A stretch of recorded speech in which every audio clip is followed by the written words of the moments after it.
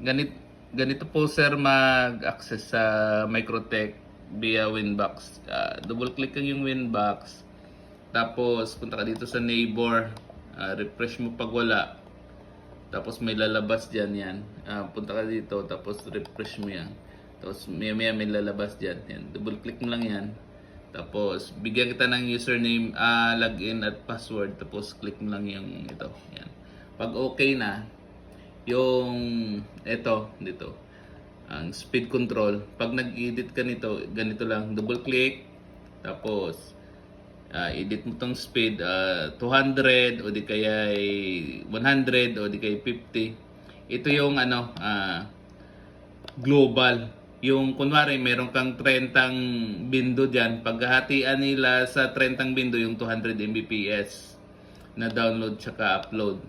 Tapos pag inedit mo, palitan mo ng 100 Mbps, pwede rin. Tapos lagyan mo ng 100M. Tapos dito sa advanced, ganun din 100M. Tsaka click apply. Okay. Tapos dito sa browsing, lahat ng unit na connected, meron lang speed na 30 Mbps. Kunwari, 15 bindo mo, meron lang 30 Mbps na speed.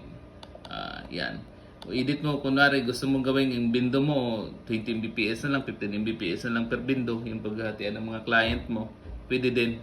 Edit mo rin dito, same lang yung edit mo yung upload at download. Punta ka sa general, edit mo rin dito yung upload at download sa gusto mong speed, tsaka click apply.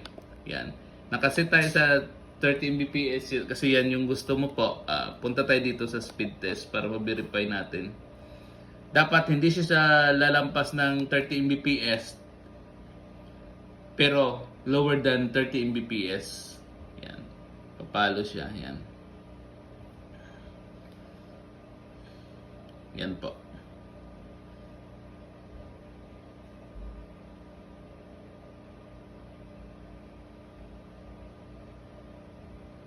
Yan. Tapos, how to access Microtech via web or browser. Pindutin mo itong Windows, tapos pindutin mo yung R. May lalabas dyan na CMD.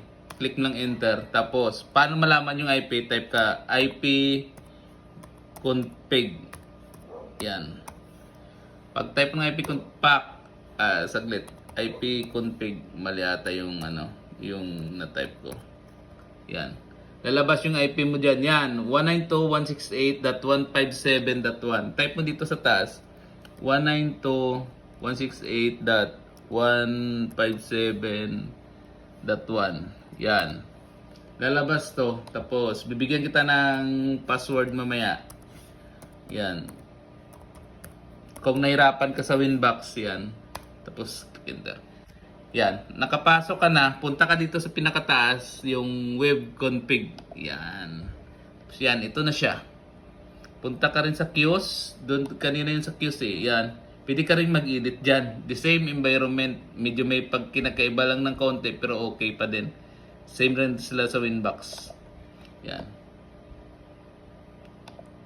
Yan, speed test ng 30 Mbps.